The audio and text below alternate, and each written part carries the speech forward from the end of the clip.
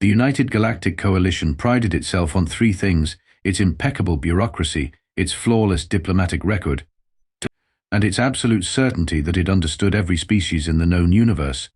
That last part was about to become hilariously incorrect. So this is Earth. The blue dot with all the shouting.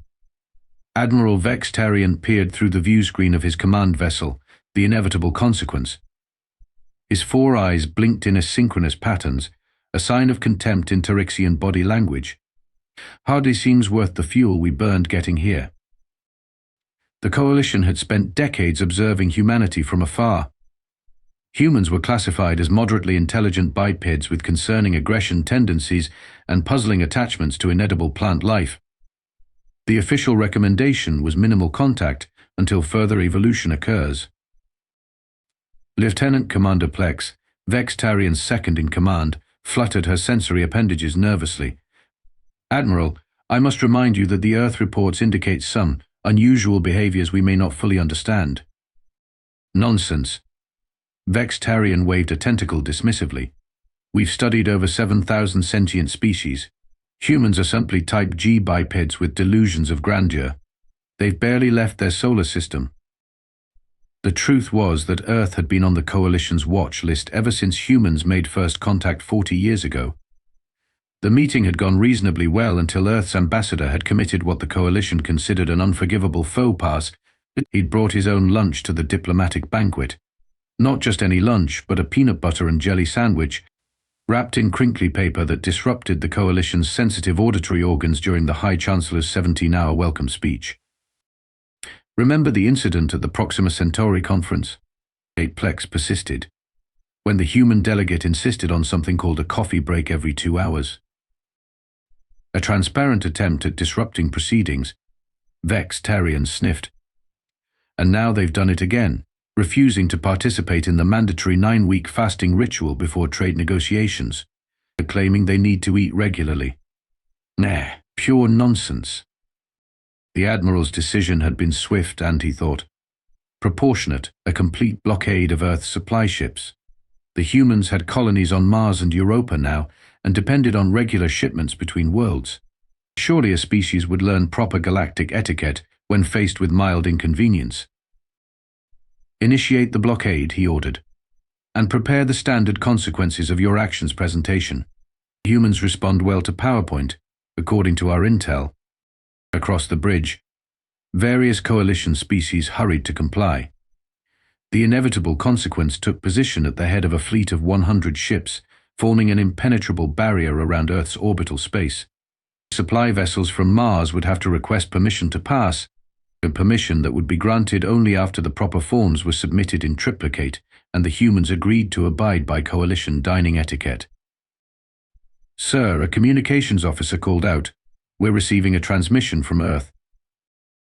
"Put it through." Vex'Tarian settled into his command chair, arranging his tentacles in the posture of benevolent superiority. "Let's hear their apology." The viewscreen flickered to show a human with dark hair and a red face. The Coalition's translation systems identified the expression as indicating mild discomfort. "This is General Maria Ortiz of Earth Defense. What the actual hell do you think you're doing?"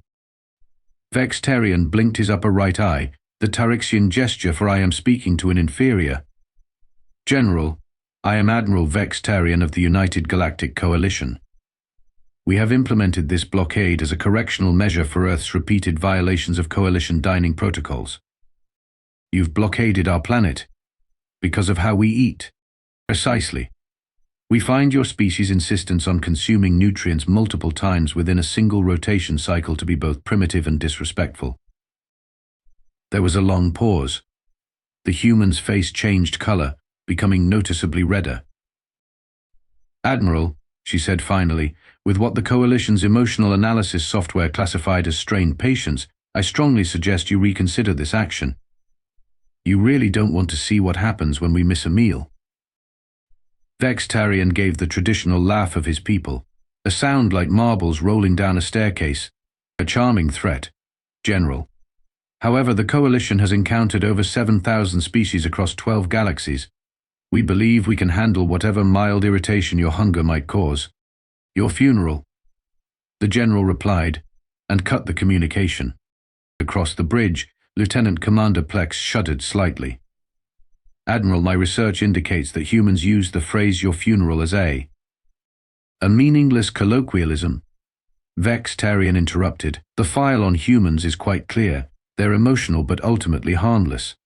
This blockade will last a few days at most before they capitulate. Outside the viewports of the inevitable consequence, Earth continued its peaceful rotation, a blue marble suspended in the void. It looked so harmless, so insignificant against the vastness of space and the might of the Coalition fleet. Vex'Tarian had no way of knowing that, at that very moment, emergency protocols were being activated all across the planet.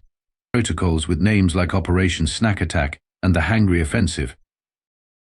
Prepare the formal declaration of blockade, the Admiral ordered, settling back in his command chair, and have the kitchen prepare a celebratory meal.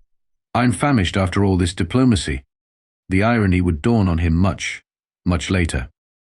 Captain Milo Jenkins of the Earth vessel Comfort Food was having a terrible, horrible, no good, very bad morning. First, the coffee machine had broken down. Then, he'd discovered they were out of his favorite breakfast cereal. And now, to top it all off, a fleet of alien ships was blocking his delivery route because the galaxy's most uptight bureaucrats couldn't handle the concept of snack time. I swear on my grandmother's secret lasagna recipe, he muttered, staring at the tactical display showing the Coalition blockade. If I miss lunch because of this, someone's going to regret ever-evolving opposable thumbs. The bridge of the Comfort Food was unlike any other military vessel in human or alien history.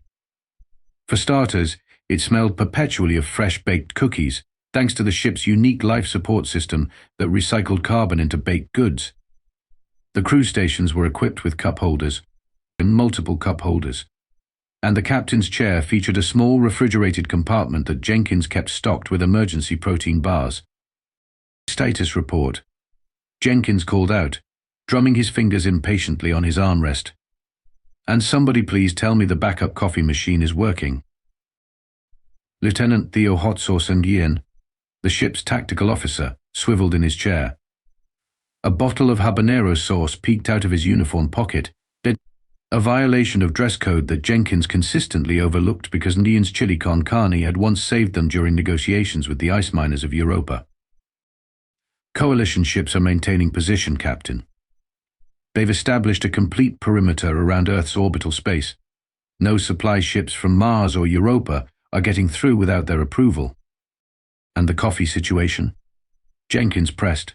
Engineering reports the backup machine is operational. But we're down to our last bag of beans. A collective gasp went around the bridge. The Comfort Food wasn't just a supply ship. It was humanity's secret weapon. Commissioned after Earth's intelligence agencies discovered that the one thing all alien species had in common was their complete inability to understand humanity's relationship with food. What about our mission parameters? Jenkins asked, accepting a steaming mug from his yeoman with the reverence usually reserved for holy relics. The Commander Amara Wong, his XO, approached with a tablet. Her uniform bore the patches of Earth's various culinary special forces. She'd served with both the Midnight Snack Squad and the Breakfast Brigade before being assigned to the Comfort Food. The orders from General Ortiz, sir. We're to break through the blockade by any means necessary and re-establish the supply line. Mars colony is down to their last shipment of fresh produce, and Europa Station reports their chocolate reserves are critically low. Jenkins took a long sip of coffee, closed his eyes in momentary bliss, then snapped back to commander mode. They've got no idea what they're in for. Alert the crew. Operation Potluck is a go. The Comfort Food was no ordinary vessel, disguised as a simple supply ship. It was in fact Earth's first and only culinary combat cruiser. Its holds contained not just food for the colonies, but Earth's secret arsenal, the collective culinary traditions of a planet that had turned eating into both an art form and a competitive sport. Time to introduce the Coalition to humanity at its most basic level, Jenkins announced, hungry, cranky, and seriously craving some complex carbohydrates. Down in engineering, Chief Engineer Raj Patel was in the middle of his fourth energy drink when the alert came through. Around him, The massive engines of the comfort food hummed, engines that ran partially on recycled cooking oil, a fact that had horrified coalition scientists when they'd first detected it. "They think this is about diplomacy," Patel muttered to his assistant as they prepared the engines for combat maneuvers. "It's about dinner time, people. You don't get between humans and their next meal." Meanwhile, in the ship's tactical center, Lieutenant Zoey Ramirez was briefing her team. Ramirez had become legendary throughout Earth's defense forces after an incident involving 3 alien ambassadors, a delayed lunch meeting, and what was now referred to in classified documents as the Snickers situation. "The Coalition thinks they understand humans because they've observed us," she told her squad, pacing in front of a holographic display of the blockade. "But they've never seen us when the vending machine eats our last dollar. They've never witnessed the horror of an office refrigerator when someone steals a clearly labeled lunch. They have no idea what they're messing with." One of the newest crew members, Ensign Park, raised his hand. "But Lieutenant, the Coalition fleet outnumbers us 100 to 1. How are we supposed to break through?" Ramirez smiled, the kind of smile that made her team instinctively check that their emergency ration packs were within reach. "The same way humans have always dealt with larger predators. Ensign, we're going to be unpredictable, resourceful, and fueled by the most powerful force in the known universe." "Atomic energy?" Park asked. "No," Ramirez replied, unwrapping a protein bar with practiced efficiency. "Hanger. That beautiful, terrible state when your blood sugar drops and suddenly everyone around you becomes incredibly annoying. The Coalition is about to learn that hangry isn't just a cute portmanteau. It's humanity's secret evolutionary weapon." Back on the bridge, Captain Jenkins finished reviewing the battle plan. It was unorthodox, potentially catastrophic, and exactly the kind of thing no rational alien species would expect. "Send a message to Admiral Vex'Tarian," he ordered, a glint in his eye that his crew recognized all too well. "Tell him Captain Milo Jenkins of the Comfort Food requests permission to discuss the blockade over breakfast." As the message was transmitted, Jenkins settled back in his chair and patted his emergency protein bar stash. The Coalition thought they were dealing with a simple diplomatic situation. They were about to discover they'd actually stumbled into humanity's oldest and most passionate relationship, the one between people and their next meal. Admiral Vex'Tarian had seen many strange things during his 3 centuries commanding Coalition forces, but the small delegation approaching his ship ranked among the oddest. The human vessel, garishly painted with what appeared to be a cartoon sandwich, had requested docking privileges for breakfast negotiations, a concept that didn't exist in any Coalition diplomatic handbook. "Tactical analysis?" he asked, watching the approaching shuttle with growing suspicion. "In minimal weapons signature, Admiral," his security chief reported. 5 human life forms aboard. They're broadcasting their credentials. It appears to be led by someone called Lieutenant Zoey Ramirez. Very well. Allow them to dock in Bay 4, to prepare the standard welcome protocol, and remind all personnel that humans are not to be fed under any circumstances. Vex'Tarian adjusted his ceremonial collar. "We will demonstrate proper Coalition fasting discipline." When the airlock cycled open 30 minutes later, Vex'Tarian was surprised to find only 4 humans entering his ship's conference room. "Welcome aboard the inevitable consequence," he began, his translator converting his clicks and whistles into standard human English. "I am Admiral Vex'Tarian. I trust your journey was—" "Where's the food?" interrupted a compact human female, her eyes narrowed dangerously. A uniform patch identified her as the missing Lieutenant Ramirez. Vex'Tarian blinked his eyes in sequence, the Tarixian gesture of confusion. "There will be no food. This is a diplomatic meeting. You invited us for breakfast negotiations," Ramirez stated flatly.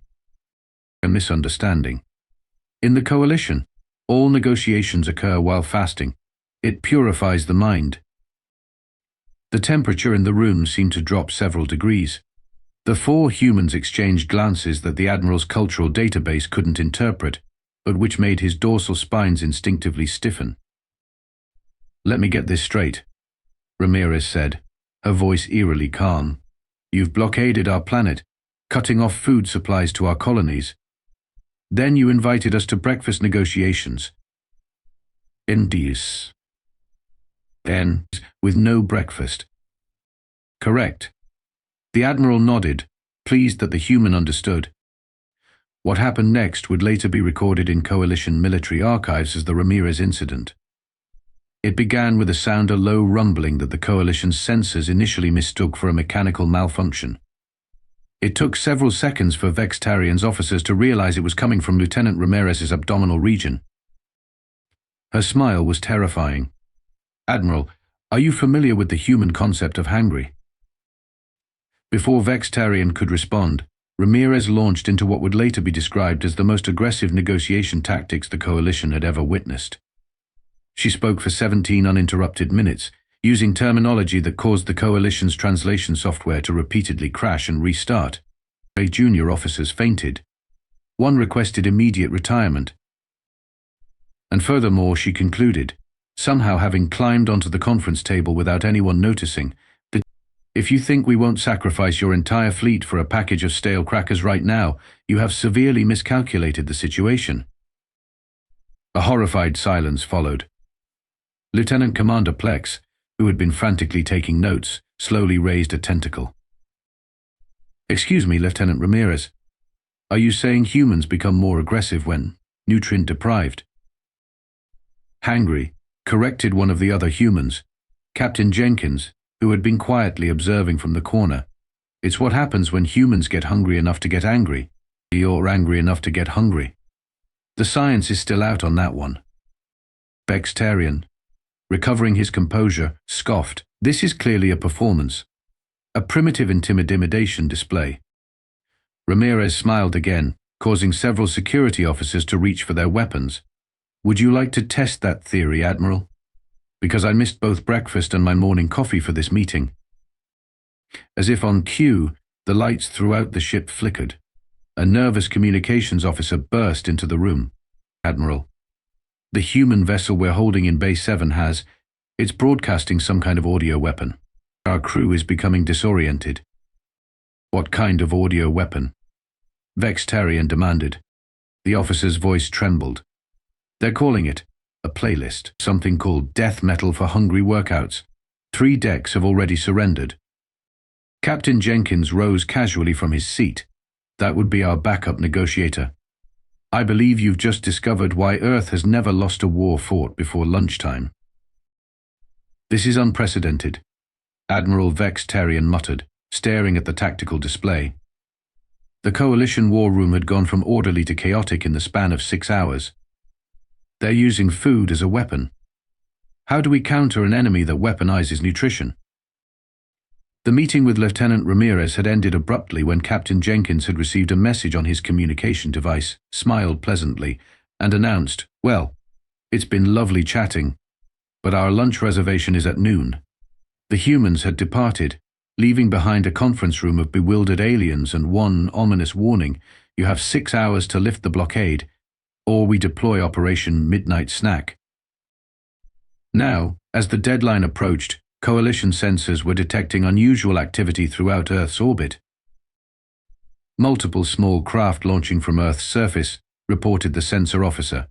Thousands of them. Too small to be warships. Analysis? Vex'Tarian demanded. Lieutenant Commander Plex reviewed the incoming data with growing concern. They appear to be delivery vehicles, Admiral. A delivery of what? According to their transmissions, pizza, sir. Vex'Tarian's 4 eyes blinked in perfect synchronization, a sign of extreme distress in Tarixian body language. Explain.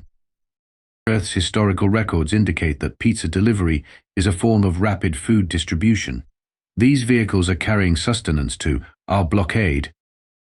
As the Coalition command staff watched in confusion, the small craft began approaching Coalition ships. Instead of attacking, they hailed individual vessels with messages like "one large pepperoni for the starboard gun deck" and "did someone order the vegetarian special with extra cheese?" They're feeding our crews. Vex'Tarian was incredulous. This is a violation of Coalition fasting protocols. You order all ships to. The first reports of defections came 3 minutes later. The coalition vessel Righteous Abstention reported that its entire crew was considering the humans' position while enjoying something called stuffed crust. 2 more ships went silent except for what coalition intelligence identified as sounds of appreciative chewing. It's a clever psychological tactic, Plex observed, reluctantly impressed. They're demonstrating abundance while we impose scarcity. But the pizza delivery fleet was just the beginning. As coalition forces scrambled to respond, Earth launched the second phase of their offensive, Operation Midnight Snack. Back aboard the comfort food, Captain Jenkins watched with satisfaction as his plan unfolded. Status report on the Cookie Commandos? The Commander Wong consulted her tactical display. Teams have infiltrated 17 coalition vessels. They're deploying the secret weapon now. The secret weapon was the culmination of decades of Earth's culinary research. The emergency tactical cookie, a perfectly balanced blend of sugar, complex carbohydrates, and chocolate that produced an immediate sense of well-being followed by an intense desire for milk. Earth intelligence had discovered years ago that 73% of coalition species lacked the enzymes to properly digest dairy, making the milk craving particularly disorienting. And the aroma assault teams? Jenkins asked. Releasing coffee scent near all coalition command ships, Wong reported. Preliminary reports indicate confusion and increased interest in Earth culture. Lieutenant Nian looked up from his station. Sir, we're detecting a change in coalition communication patterns. They've switched to emergency channels. Listen to this. He activated the ship's speakers, and a panicked alien voice filled the bridge. Inexplicable behavior. The humans are everywhere. Offering these circular food discs. Lieutenant Grix consumed something called a donut, and is now demanding what humans call a coffee break. Send reinforcement. Oh, they have chocolate ones too. Perhaps a small taste for analysis purposes. Jenkins nodded grimly. And the final phase. Ready on your command, Wong confirmed. Jenkins squared his shoulders. Send in the Hangry Squad. The Hangry Squad was Earth's most classified special operations unit, 100 soldiers who had been deliberately deprived of snacks for 6 hours and were told that the coalition had stolen their lunch. Led by Lieutenant Ramirez, they deployed from stealth shuttles, targeting the inevitable consequence itself. Admiral Vex'Tarian was in the middle of ordering a fleet-wide ban on accepting any Earth-origin foodstuffs when his bridge doors hissed open.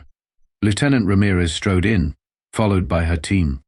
Each human wore an expression that coalition cultural databases identified as someone who has been on hold with customer service for 3 hours. Admiral, Ramirez announced, her voice dangerously low, we missed lunch because of you. Now we're going to miss dinner too unless this blockade ends. You really don't want to see what happens if we have to skip another meal.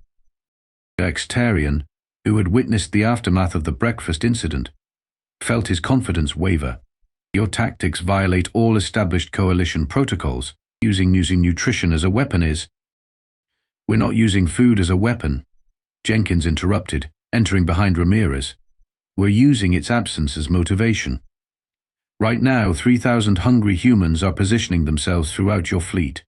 Humans who've been told that they can't eat until the blockade is lifted. As if to emphasize his point, a collective rumbling sound, the stomach growls of the Hangry Squad filled the bridge. Several coalition officers backed away nervously. You wouldn't, Vex'Tarian whispered. Jenkins smiled pleasantly. Admiral, you haven't seen what happens when we miss a meal. This is just us being peckish. You really don't want to see us famished.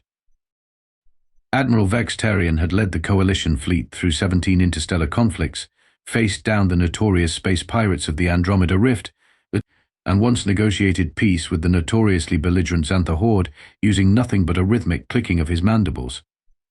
Yet nothing in his 3 centuries of military service had prepared him for the chaos unfolding across his fleet. Status report, he demanded, his voice barely maintaining its authoritative tone as he watched Lieutenant Ramirez unwrap what the humans called a protein bar with deliberate, but menacing slowness. Lieutenant Commander Plex's appendages trembled as she consulted her data pad. 37 coalition vessels report complete breakdown of command structure. Admiral. Crews are fraternizing with the humans over shared meals.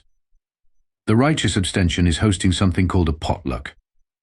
The disciplined resolve is exchanging recipes with the Earth shuttles. And the unwavering devotion has officially renamed itself the Midnight Snack. This is absurd. Vex'Tarian slammed a tentacle against his command console. We are the United Galactic Coalition. We have brought order to 12 galaxies. We cannot be defeated by angry humans. Captain Jenkins finished helpfully, sipping from a steaming container that filled the bridge with a tantalizing aroma. Would you like some coffee, Admiral? It might help you think more clearly.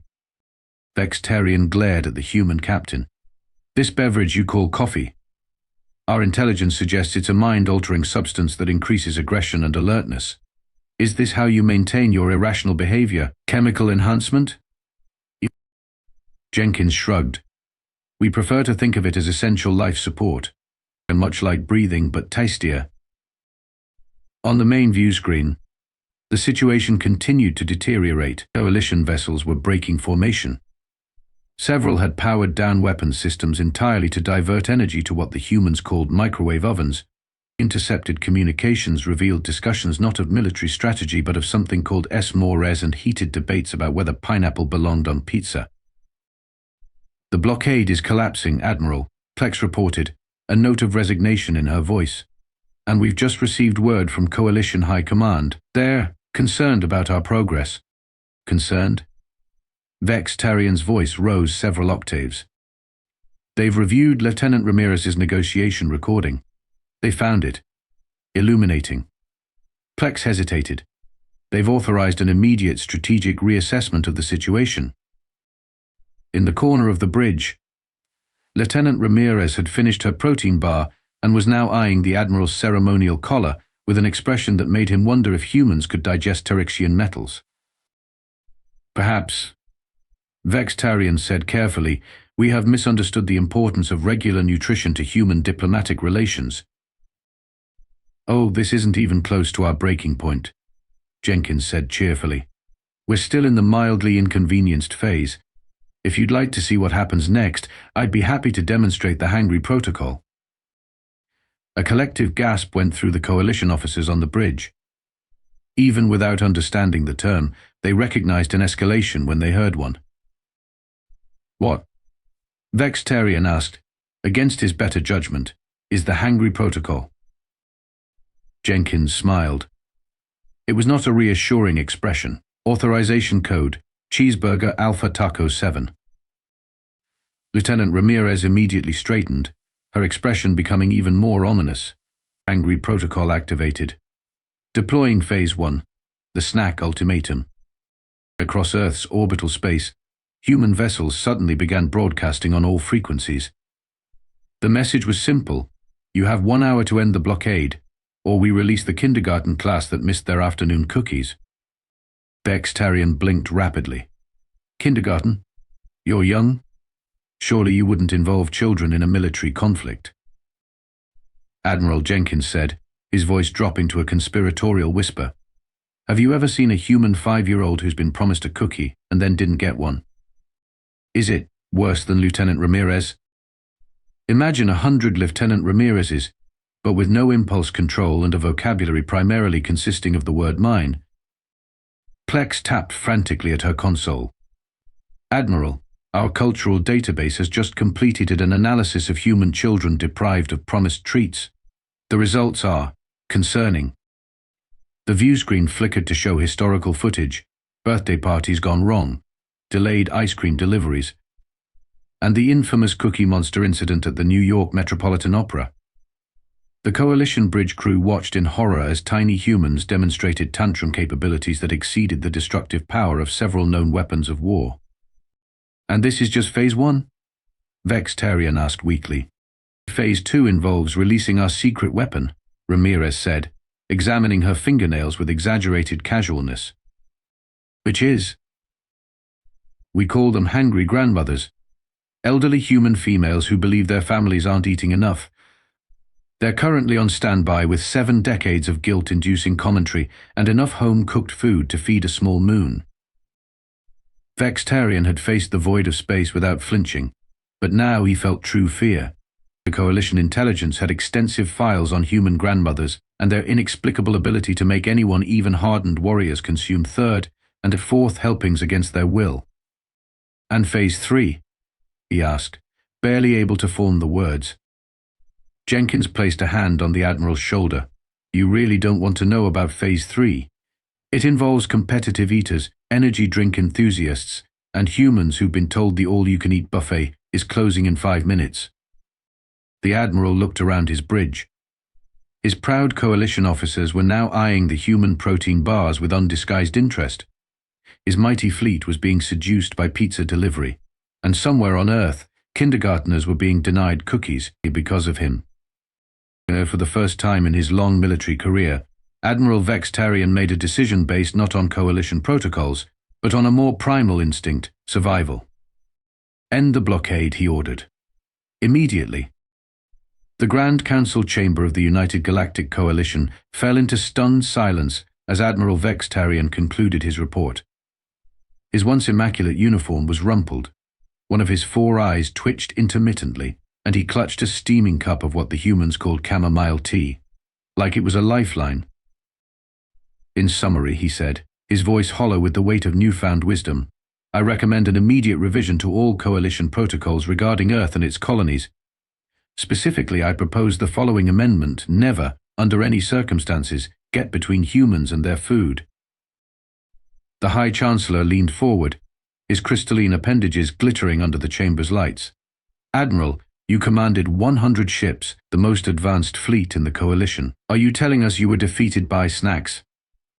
"Not defeated, Excellency," Vex'Tarian corrected carefully. "Educated." "Educated." His second-in-command, Lieutenant Commander Plex, stepped forward. Unlike the Admiral, she had adapted to the situation with remarkable flexibility. She now wore her uniform with a small pin shaped like a coffee mug, a gift from Captain Jenkins. "If I may, Excellency," Plex said, activating a holographic display, "our initial assessment of humanity was fundamentally flawed. We classified their need for regular nutrition as a weakness, when in fact it is the source of their greatest strength." The display showed footage from what the humans called the Great Breakfast Offensive, the moment when coalition ships were surrounded not by warships but by thousands of small vessels delivering pancakes, waffles, and something called breakfast burritos to increasingly receptive coalition crews. "Humans have evolved a complex relationship with food that goes beyond mere sustenance," Plex continued. "It is central to their diplomacy, their social bonding, their cultural identity, and yes, their military strategy. The phrase 'an army marches on its stomach' appears in their historical records for a reason." The High Chancellor's aide whispered something in his ear. The Chancellor nodded gravely. "We have received a formal communication from Earth's General Ortiz. They are proposing new trade agreements." Vex'Tarian flinched. "What are their demands?" "Surprisingly reasonable," the Chancellor admitted, reviewing the document. "The open exchange of culinary traditions, designated meal breaks during all diplomatic functions, and something called cultural snack exchanges to foster interspecies understanding." "I would strongly advise accepting these terms," Vex'Tarian said. "I have personally witnessed what happens when these negotiations sour." The image of Lieutenant Ramirez's face during the breakfast incident still haunted his dreams. "There's one more condition," the Chancellor added. "Earth has requested that you, Admiral, personally attend what they call a dinner party hosted by Captain Jenkins of the Comfort Food." Vex'Tarian swallowed hard but nodded. "I shall consider it an honor and a diplomatic necessity." 3 weeks later, the first official Coalition Earth cultural exchange took place aboard the newly commissioned space station Breaking Bread. Admiral Vex'Tarian, now serving as the Coalition's first food relations ambassador, stood nervously beside Captain Jenkins as delegations from both sides mingled over an impressive buffet. "You know," Jenkins said conversationally, "you could have just asked about our eating habits instead of blockading our planet." "The Coalition does not have a strong tradition of asking," Vex'Tarian admitted. "We prefer to observe and analyze. How's that working out for you?" The Admiral watched as Lieutenant Ramirez patiently explained the concept of brunch to a group of fascinated Coalition scientists. Nearby, Commander Wong was teaching Coalition diplomats how to use chopsticks. Even Lieutenant Commander Plex had adapted remarkably well. She was currently hosting a popular series called Cooking with Coalition that streamed throughout human and alien space. "We are learning," Vex'Tarian said finally. "Your species has much to teach us." Starting with the most important lesson in the galaxy, Jenkins grinned, raising a toast glass. Despite himself, Vex'Tarian found his mandibles forming what humans might recognize as a smile. He raised his own glass in response. Indeed. Never get between humans and their food. Throughout Coalition space, the message spread rapidly. Earth was now classified as approach with caution, feed before negotiating. And in the grand archives of the United Galactic Coalition, a new entry was added to the official first contact protocols: if meeting humans, bring snacks.